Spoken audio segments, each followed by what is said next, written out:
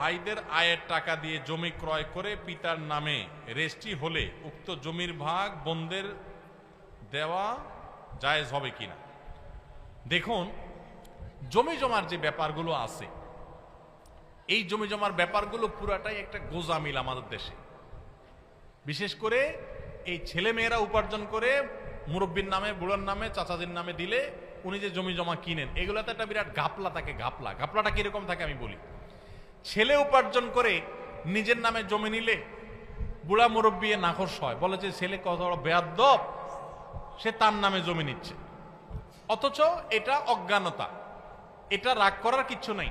হ্যাঁ, ছেলে যদি আপনার টাকায় বিদেশ যায়, আপনার টাকায় উপার্জন করে, তাহলে সে প্রথম উপার্জন দিয়ে আপনার সে টাকা পরিশোধ করবে, জমি কিনে দিবে, ভাই ব্রাদাররা ছোট থাকলে তাদেরকে টেনে উঠাবে, এগুলো তার কর্তব্য, এগুলো সে করা উচিত।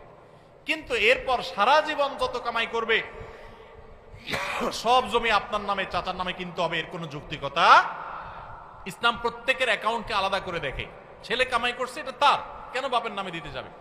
এখন বাপে মনে কষ্ট পায় তার নামে না নিলে, তো ছেলেও মনে করে ঠিক আছে আমার জমি, বাপ খুশি থাকুক, বাপের নাম দিলাম। এবার ভাই বোন এসে সবাই ভাগ ধরে সেখানে। এগুলো অন্যায়, কোন অবস্থাতে এগুলো জায়েজ। যে কামাই করবে এটা তার হবে, আরেকজন ভাই বোন এসে সেখানে দাবি করতে পারবে না, অন্যায় হবে সেটা। মুরব্বীরা অনেকে আছেন দাড়ি পাকা, মাশাআল্লাহ, সেজদা দিতে দিতে কপালে দাগও পড়ে গেছে, শুধুমাত্র এই জমি জমা নিয়ে ছেলে মেয়ের মধ্যে ভেজাল লাগাইয়া জাহান্নামে যাইতে হবে আপনাদের, আর কিছু লাগবে না। এই একটা কাজে আপনাদের জাহান্নামে চলে যেতে হতে পারে। সাবধান থাকেন, আলেমদের কাছে জেনে নিবেন যে এই সম্পদে আমার ছেলে মেয়ের কার কি হক আছে। একটা ছেলে সারা জীবন কামাই করে জমি জমা করছে, আর বাকিগুলো টোটো কোম্পানির ম্যানেজারি করে রাস্তা রাস্তায় ঘুরে বেড়াইছে, চার দোকানে আড্ডা দিয়ে বেড়াইছে, ওইগুলোর এসে জমির ভাগ দিয়ে দিবেন, সবাই এসা মুছে তাও দিয়ে সব ভাগযোগ করে নিয়ে যাবে, আর ওই ছেলে সারা জীবন কামাই করতে থাকবে। এটা জুলুম।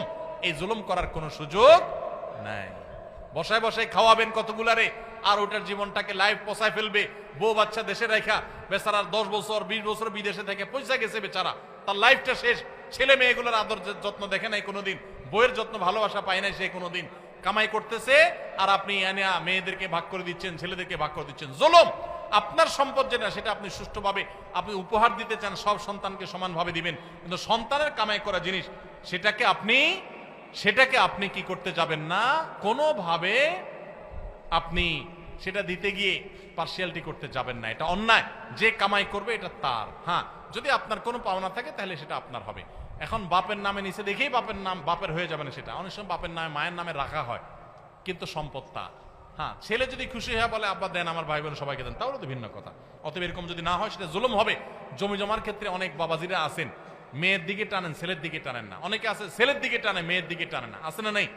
অনেকে আছে ছোট ছেলের দিকে টানে, বড়গুলোর দিকে টানে না। অনেকে আছে বড়টার দিকে টানে, ছোটটার দিকে টানে না। এই যে জুলুম করতেছেন, আল্লাহ নবী সাল্লাল্লাহু আলাইহি সাল্লাম বলেছেন ইত্তাকুল্লাহ, তোমরা আল্লাহকে ভয় করো, ওয়াদিলু বাইনা আওলাদিকুম, এবং তোমাদের সন্তানদের মধ্যে সমতা বজায় রাখো। সন্তানদের প্রতি